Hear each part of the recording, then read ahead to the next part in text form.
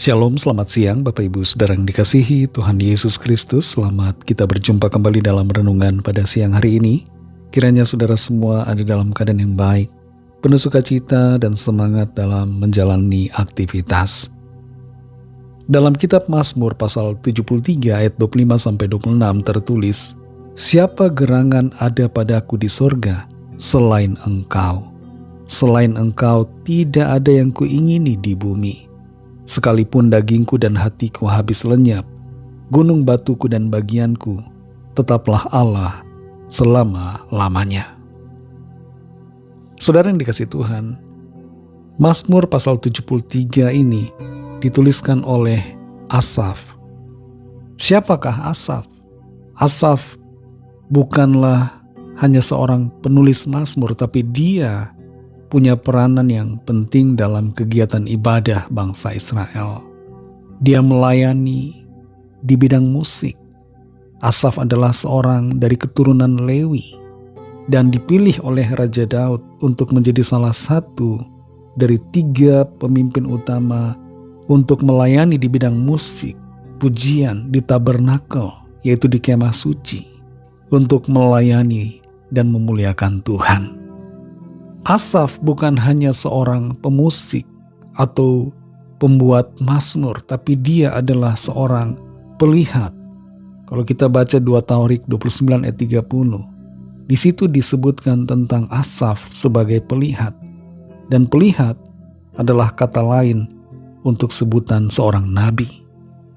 Jadi Asaf bukan hanya seorang yang pintar membuat lagu atau membuat musik, tapi semuanya itu terjadi karena karunia Allah yang diberikan kepadanya. Dalam Mazmur 73 ini, Asaf menyampaikan kondisi pergumulannya, juga pengharapannya. Ia melihat ada ketidakadilan yang begitu nyata di tengah-tengah bangsanya. Ada ketimpangan yang begitu jelas terlihat. Orang-orang fasik hidupnya makmur, sejahtera, sedangkan orang-orang yang jujur dan benar malah menderita. Dalam keadaan yang demikian, Asaf mencapai satu titik di mana dia menyadari bahwa semua yang ada di bumi ini akan lenyap. Semua kekayaan, jabatan, dan apapun yang ada di dunia sekarang ini juga akan lenyap. Tidak ada yang abadi.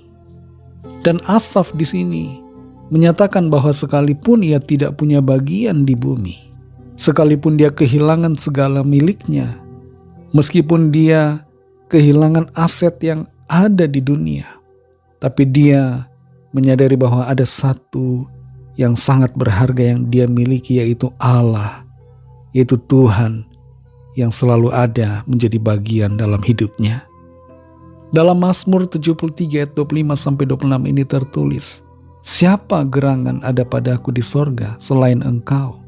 Selain Engkau tidak ada yang kuingini di bumi. Sekalipun dagingku dan hatiku habis lenyap, gunung batuku dan bagianku, tetaplah Allah selama-lamanya." Kerinduan hati terbesar Asaf adalah Tuhan. Dia menginginkan Tuhan. Dan dalam kesadarannya akan ketidakabadian tubuh jasmani manusia, Asaf percaya bahwa Tuhan akan menjadi bagiannya selama-lamanya. Saudara yang dikasihi Tuhan, apa yang menjadi pesan firman Tuhan melalui ayat ini buat kita? Firman Tuhan mengingatkan saudara dan saya untuk tidak menjadikan hal-hal yang ada di bumi ini sebagai berhala yang mengendalikan kebahagiaan hati kita. Kita perlu menyederhanakan keinginan-keinginan kita. Tuhan haruslah menjadi pribadi yang segala-galanya buat kita dan membuat kita merasa cukup, merasa puas, merasa bahagia. Tuhan yang menjadi harta berharga bagi kita. Di dalam dunia yang sementara ini, di mana segala sesuatunya bisa hilang dan bahkan tubuh kita lenyap, Tuhan selalu akan menjadi bagian yang tidak pernah terpisahkan dari kehidupan kita. Kalau kita mendasarkan kebahagiaan kita pada kekayaan, pada jabatan, ketika jabatan itu hilang, ketika kekayaan itu lenyap, kita akan kehilangan kebahagiaan dan mengalami kehancuran. Tapi jika bagian kita adalah Allah, kalau Tuhan menjadi bagian dalam hidup kita, maka selama-lamanya kita akan berbahagia. Dalam segala pergumulan di hidup ini, ada pengharapan bagi kita, karena Tuhan Yesus yang selalu ada menyertai, menjadi bagian saudara dan saya untuk selama-lamanya. Mari kita berdoa.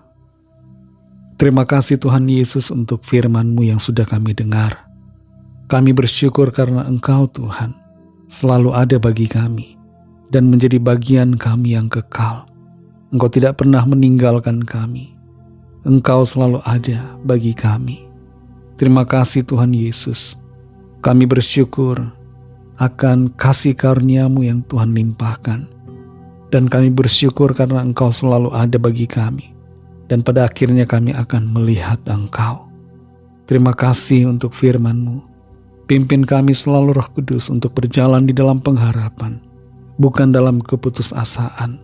Sebab dalam pergumulan apapun, Engkau Tuhan selalu ada bagi kami dan memberikan jalan serta kemenangan. Dalam nama Tuhan Yesus Kristus kami berdoa dan mengucap syukur. Haleluya. Amin. Puji Tuhan, saudara yang dikasihi Tuhan. Tuhan Yesus memberkati saudara semua.